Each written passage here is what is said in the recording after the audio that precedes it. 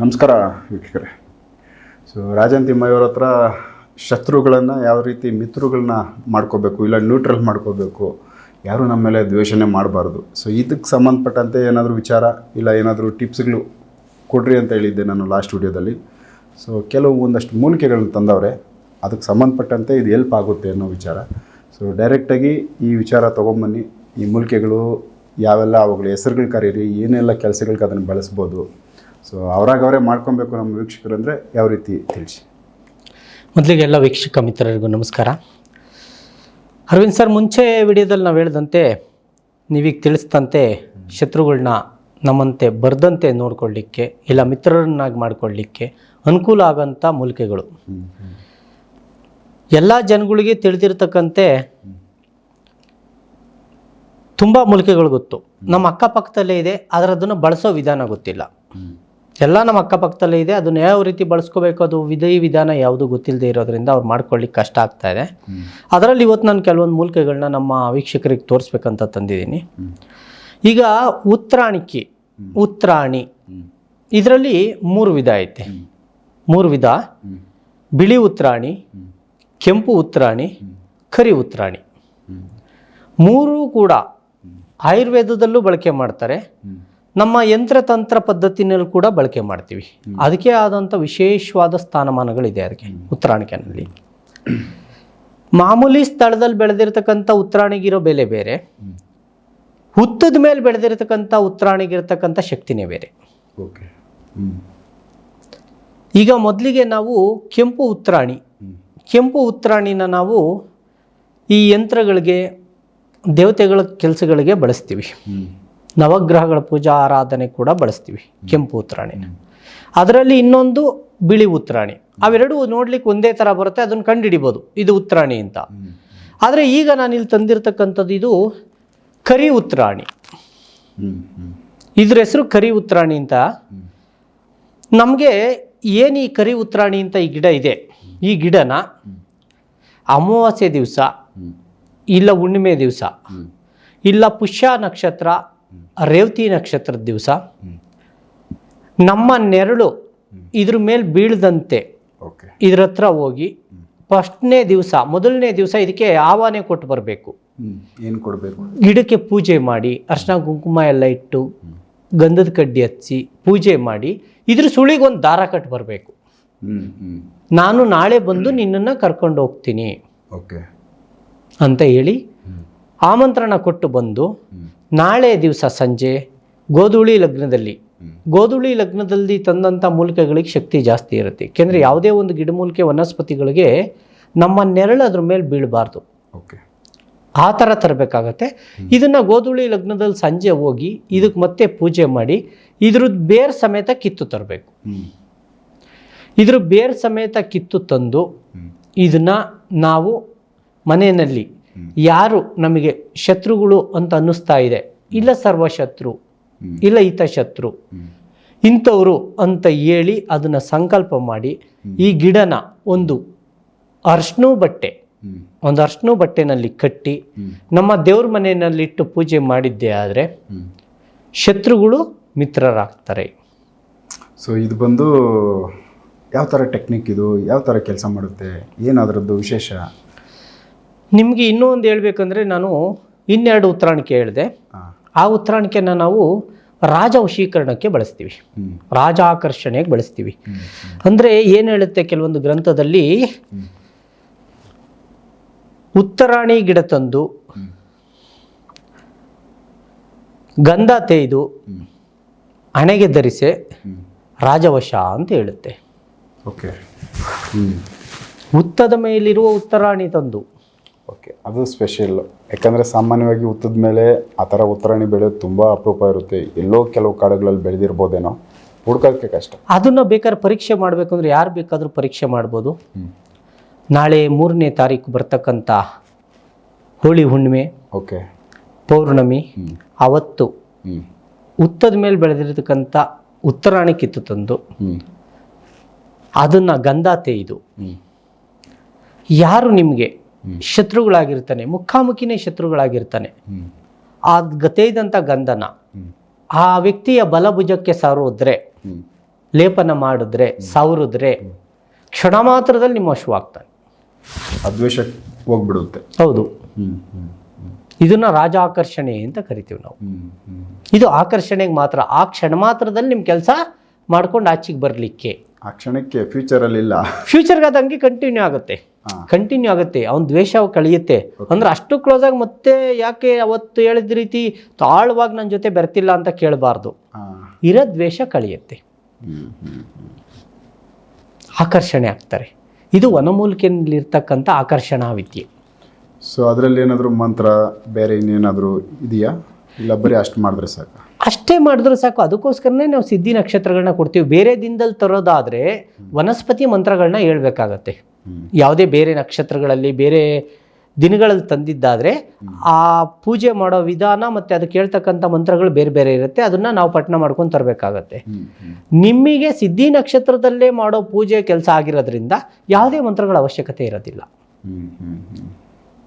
ಅದನ್ನು ಡೈರೆಕ್ಟಾಗಿ ಹೋಗಿ ಅದ್ರ ಬುಡಕ್ಕೆ ಸ್ವಲ್ಪ ನೀರು ಹಾಕಿ ಅದಕ್ಕೆ ಪೂಜೆ ಮಾಡಿ ಅದನ್ನು ಕಿತ್ತು ತಂದು ನೀವು ಉಪಯೋಗ ಮಾಡ್ಕೋಬೋದು. ಸೊ ಇಷ್ಟು ಮಾಡಿದ್ರೆ ದ್ವೇಷ ಶತ್ರುಗಳು ನಮಗೆ ಅವರ ಶತ್ರುತ್ವನ ತೋರೋದನ್ನು ಬಿಡ್ತಾರೆ. ಖಂಡಿತ. ಸೊ ಈಸಿ ಇದೆ ಅಂದರೆ ಅದು ಮೂಲಿಕೆ ಹುಡ್ಕೋದು ಕಷ್ಟ, ಹುಡುಕಿ ನೋಡಿ ಮಾಡ್ಕೊಂಡು ಇದನ್ನು ಮಾಡ್ಕೋಬೇಕು. ಹುತ್ತದ ಮೇಲಿರೋ ಉತ್ತರಾಣಿಕೆ ಬೇರು ತಂದು ಗಂಧ ತೇದು ತಿಲಕವಿಡೆ ಜಗತ್ವಶ ಅಂತ ಹೇಳುತ್ತೆ. ಸೊ ಆಕರ್ಷಣೆ ಮಾಡಿಕೊಡುತ್ತೆ, ಎಲ್ಲರೂ ಆಕರ್ಷಣೆ ಪ್ರೀತಿ ಹುಟ್ಟಿಸುತ್ತೆ, ದ್ವೇಷ ಇರಲ್ಲ. ಆ ವ್ಯಕ್ತಿ ಮೇಲೆ ಎಲ್ಲರಿಗೂ ಇಷ್ಟ ಆಗುತ್ತೆ. ಇಷ್ಟ ಅಂದ ಕೂಡಲೇ ಇದರಲ್ಲಿ ಗಂಡು ಹೆಣ್ಣು ಇಷ್ಟ ಅದಲ್ಲ. ಆ ರೀತಿ ವಶೀಕರಣ ಆಕರ್ಷಣೆ ಅಲ್ಲ. ದ್ವೇಷ ಹೋಗಿ ನಾರ್ಮಲ್ ಆಗಿ ಮಾತಾಡೋ ರೀತಿ ಆಗ್ಬಿಡ್ತಾರೆ. ಅಂದರೆ ಇದು ವ್ಯವಹಾರಗಳಲ್ಲಿ ಹೆಲ್ಪ್ ಆಗುತ್ತೆ. ಖಂಡಿತ. ಕೆಲವೊಂದು ಬಿಸ್ನೆಸ್ಗಳು ಇಲ್ಲ ಬೇರೆ ಕೆಲವೊಂದು ವ್ಯವಹಾರಗಳಲ್ಲಿ ಅಂದರೆ ದ್ವೇಷ ಮಾಡದೆ ಆಯ್ತು ಹೋಗ್ರಪ್ಪ ಮಾಡ್ಕೊಳ್ರಿ ಅನ್ನೋ ಥರದ್ದು ಒಂದಷ್ಟು ಕೂಲಾಗಿ ವ್ಯವಹಾರ ಆಗುತ್ತೆ. ಸೂಪರ್ ಚೆನ್ನಾಗಿದೆ ಇದು. ಸೊ ಇನ್ನೊಂದು ಮೂಲಿಕೆನ ತಂದಿದ್ದೀರಾ. ಸೊ ಇದು ಏನಕ್ಕೆ, ಇದ್ರ ಬಗ್ಗೆ ತಿಳಿಸಿ. ಅರವಿಂದ್ ಸರ್, ಇದನ್ನು ನಾವು ಚಿತ್ರಾಣಿ ಚಿತ್ರಮೂಲಿಕೆ ಅಂತ ಕೂಗ್ತೀವಿ. ಒಂದೊಂದು ಭಾಷೆನಲ್ಲಿ ಒಂದೊಂದು ವೈದ್ಯ ಪದ್ಧತಿನಲ್ಲಿ ಒಂದೊಂದು ಹೆಸರಿಟ್ಕೊಂಡಿದ್ದಾರೆ. ಆಯುರ್ವೇದದಲ್ಲಿ ಒಂದು ಹೆಸರಿದೆ, ನಮ್ಮ ಪದ್ಧತಿನಲ್ಲಿ ಒಂದು ಹೆಸರಿದೆ. ಇದು ನಾವು ಚಿತ್ರಾಣಿ ಚಿತ್ರಮೂಲಿಕೆ ಅಂತ ಕೂಗ್ತೀವಿ. ಚಿತ್ರ ಅಂದರೆ ತಿಳ್ಕೊಬೇಕು ನಾವು, ಏನು ಕೆಲಸ ಬೇಕಾದ್ರೂ ಮಾಡುತ್ತೆ. ವಿಚಿತ್ರವಾದ ಕೆಲಸಗಳನ್ನೆಲ್ಲ ಮಾಡುತ್ತೆ. ಅದಕ್ಕೆ ಇದನ್ನು ಚಿತ್ರಮೂಲಿಕೆ ಅಂತೀವಿ. ವಿಚಿತ್ರ ಮೂಲಿಕೆ ಅಂತಲೂ ಕೂಡ ಕೂಗ್ತೀವಿ. ಇದರಲ್ಲಿ ನೀವು ನೋಡ್ಬೋದು, ಇದರಲ್ಲಿ ಹೂವು ಹಣ್ಣು ಪ್ರತಿಯೊಂದು ಬರುತ್ತೆ. ಅಂದರೆ ಇದು ಒಂದು ಅಂಟ್ಕೊಳ್ಳುತ್ತೆ, ಇದರಲ್ಲಿ ಹಿಂದೆಗಡೆ ಗಮ್ ಥರ ಏನೋ ಇರುತ್ತೆ, ಅದು ಬಟ್ಟೆಗೆ ಮೆತ್ತಿದ್ರೆ ಅಂಟ್ಕೊಳ್ಳುತ್ತೆ, ಆ ಥರದ್ದೊಂದು ಹೂವು ಅಲ್ವಾ? ಹೌದು, ಖಂಡಿತ. ಇದು ಬಂದು ನೀವು ಹೇಳಿದಂತೆ ಈ ಹೂವು ಬಿಳಿ ಹೂವು. ಈ ಬಿಳಿ ಹೂವು ಹಿಂದೆ ಇರತಕ್ಕಂಥ ಒಂದು ಕಾಯಿನ ಇಲ್ಲಿ ನೋಡಿ ಕಿತ್ತಿಂಗ್ ಅಂದರೆ ಅಂಟುತ್ತೆ. ಬಂಕ. ಹೌದು, ಅದರಲ್ಲಿ ಇರುತ್ತೆ. ಇದರಲ್ಲಿ ಗಮ್ಮಿಂಗ್ ಇರುತ್ತೆ, ಅಂಟು, ಜೇನು ಅಂತ ಏನು ಬೇಕಾದರೂ ಹೇಳ್ಬೋದು. ನಮಗೆ ಬೇಕಾದಂತೆ ನಮಗೆ ತಿಳಿದಂತೆ ಇದನ್ನು ಬಳಸ್ಬೋದು. ಇದು ಕೂಡ ಆಕರ್ಷಣಾ ವಿದ್ಯೆಗೆ ಭಾಳ ಪ್ರಯೋಗ ಆಗುತ್ತೆ. ನೀವೇ ಹೇಳ್ದಂತೆ ಬಟ್ಟೆಗೆಲ್ಲ ಅಂಟ್ಕೊಳ್ಳುತ್ತೆ. ಇದನ್ನು ತೆಗೆದು ಹಿಂಗೆ ಹಾಕಿದ್ರೆ ಬಟ್ಟೆಗೆ ಅಂಟ್ಕೊಳ್ಳುತ್ತೆ. ಅಲ್ಲಿ ತೆಗೆಯೋವರೆಗೂ ಅಲ್ಲೇ ಉಳ್ಕೊಳ್ಳುತ್ತೆ. ಹೌದು. ಜನಗಳು ಅಷ್ಟೇ, ನಾವಿದನ್ನ ಬಳಸಿದ್ರೆ ಜನಗಳು ಕೂಡ ನಮ್ಮಂತೆ ಹಿಂಗೆ ಇರ್ತಾರೆ. ಸೊ ಅಟ್ರಾಕ್ಷನ್ ಆಗುತ್ತೆ. ಮ್ಯಾಗ್ನೆಟಿಕ್ ಪವರ್ ಅಂತೀವಲ್ಲ ನಾವು, ಸೆಳೆತ ಬರುತ್ತೆ. ಅದಕ್ಕೆ ಇದನ್ನ ಚಿತ್ರಮೂಲಿಕೆ ಅಂತಾರೆ. ಇದನ್ನ 108 ಕೆಲಸಗಳಿಗೆ ಬಳಸ್ಬೋದು. ಹೌದಾ? ಇದನ್ನ ಮುಖ್ಯವಾಗಿ ನೀವು ಬಳಸ್ತಾ ಇರೋದು ಹಂಗೆ ನೋಡಕ್ ಹೋದ್ರೆ ಜನ ಆಕರ್ಷಣೆಗೆ ಬಳಸ್ಬೋದು. ಯಾವ ರೀತಿ ಬಳಸೋದು ಅಂದರೆ, ಚಿತ್ರಮೂಲಿಕೆ ಹೂವು, ತೆಲುಗಿನಲ್ಲಿ ಹೂವು ಅಂತಾರೆ, ಅದನ್ನ ಮುಂದುವರೆಯೋದು ಬೇಡ. ಹೂವನ್ನ ಈ ಕಾಯಿಯನ್ನ ತೆಗೆದು ಪಾತಾಳ ಮಧುವಿನಲ್ಲಿ ಮರ್ದಿಸಿ. ಪಾತಾಳ ಮಧು ಅಂದ್ರೆ ಇದೇನು ಉತ್ತುಜನ ಇಲ್ಲ? ಪಾತಾಳ ಅದು ಕೆಲವೊಂದು ವಿಚಾರ ಗುಪ್ತವಾಗಿರ್ಲಿ ಸರ್. ಪಾತಾಳ ಮಧುವಿನಲ್ಲಿ ಮರ್ದಿಸಿ ಇಚ್ಛೆಯುಳ್ಳವರಿಗೆ ಸ್ಪರ್ಶಿಸೆ ವಶವು. ಹಿಂಗಿದೆ. ಪಟ್ಟವ್ರಿಗೆ ಅದನ್ನ ಸ್ಪರ್ಶ ಮಾಡಿದ್ರೆ ಸೊ ಅವ್ರು ವಶ ಆಗ್ತಾರೆ ಅಂತ. ಇದು ಹೆಣ್ಣು ಗಂಡು ವಶನ ಇಲ್ಲ ಯಾವ ಥರದ ವಶ ಇದು? ಇದನ್ನ ಯಾರಿಗೆ ಬೇಕಾದ್ರೂ ಬಳಸ್ಬೋದು ಅರವಿಂದ್ ಸರ್. ನೋಡಿ, ಬಿಡಿಸ್ತಾ ಇದ್ದೀನಿ, ಬಿಡ್ತಾ ಇಲ್ಲ ಅದು ನನ್ನನ್ನು, ಅಂಟ್ಕೊಂಡಿರುತ್ತೆ. ನನ್ನ ಬಟ್ಟೆ ಬಿಡ್ತಾ ಇಲ್ಲ ಅದು. ಇದು ಕೆಲವೊಂದು ಗ್ರಂಥಗಳಲ್ಲಿ ಉಲ್ಲೇಖ ಆಗಿರೋದು, ಇವತ್ತಿಂದಲ್ಲ ಇದೆಲ್ಲ, ಗ್ರಂಥಗಳಲ್ಲಿ ಉಲ್ಲೇಖ ಆಗಿರೋದು. ಇದನ್ನ ನಾವು ಕೆಲವು ಜನಗಳು ದನಗಳಿಗೆ ಮೇಯಿಸ್ತಾರೆ, ಎಮ್ಮೆಗಳಿಗೆ ಮೇಯಿಸ್ತಾರೆ, ನೋಡೋಕೆ ಅಟ್ರಾಕ್ಟಿವ್ ಆಗಿರುತ್ತೆ. ಒಂದ್ಸಲ ಈ ಗಿಡ ಹೂವು ತುಂಬಾ ಹೂವು ಬಿಟ್ಟಿದಾಗ ಹಿಂಗೆ ನೋಡಿದ್ರೆ ಅದನ್ನೇ ಪದೇ ಪದೇ ನೋಡೋಣ ಅನಿಸ್ತಾ ಇರುತ್ತೆ, ಕಣ್ಣು ಆ ಕಡೆಗೆ ಹೋಗ್ತಾ ಇರುತ್ತೆ, ತುಂಬಾ ಚೆನ್ನಾಗಿ ಕಾಣುತ್ತೆ. ಇದು ಆಕರ್ಷಣಾ ವಿದ್ಯೆಗೆ ಪ್ರಯೋಗ ಮಾಡ್ಕೋಬಹುದು. ಇದನ್ನ ನಾವು ದೇವತೆಗಳ ಆಕರ್ಷಣೆಗೆ, ಜನಾಕರ್ಷಣೆಗೆ, ಜನಾಕರ್ಷಣ ಅಂಜನಗಳು ಮಾಡ್ತೀವಲ್ಲ ಕಪ್ಗಳನ್ನ, ಅದಕ್ಕೆ, ಮತ್ತೆ ಕ್ಷಣ ಮಾತ್ರದಲ್ಲಿ ಯಾರನ್ನಾದ್ರೂ ಆಕರ್ಷಣೆ ಮಾಡಬೇಕಾದಂತ ಸಮಯದಲ್ಲಿ ಇದನ್ನ ಬಳಸ್ಕೋಬಹುದು. ಇದ್ರ ಬೇರನ್ನ ತಂದು ಮನೆಯಲ್ಲಿ ಇಟ್ಟಿದ್ದೆ ಆದ್ರೆ ಯಾವುದೇ ಶತ್ರು ಬಾಧೆಗಳು ಇರಲ್ಲ, ಜನ ಆಕರ್ಷಣೆ ಹೆಚ್ಚಾಗತ್ತೆ. ಆ ಮನೆಯಲ್ಲಿ ಯಾವೆಲ್ಲ ವ್ಯವಹಾರಗಳು ಮಾಡೋರು ಇದನ್ನ ಅವ್ರಿಗೆ ಹೆಲ್ಪ್ ಆಗುತ್ತೆ ಇದು? ಸರ್, ಇದು ನಾನು ಹೇಳಿದ್ನಲ್ಲ 108 ಕರೆಗಳಿಗೆ ಬರುತ್ತೆ. ಅದಕ್ಕೆ ಇದನ್ನು ಚಿತ್ರ ವಿಚಿತ್ರ ಮೂಲಕ ಅಂತೀವಿ. ಎಂತ ಕೆಲಸ ಆಗದೆ ಇದ್ದಂತ ಎಲ್ಲಾ ಕೆಲಸಗಳನ್ನು ಮಾಡ್ಕೊಡ್ತಿದ್ರು. ಇದನ್ನ ಒಂದನ್ನ ಬೇರನ್ನ ಕಿತ್ತು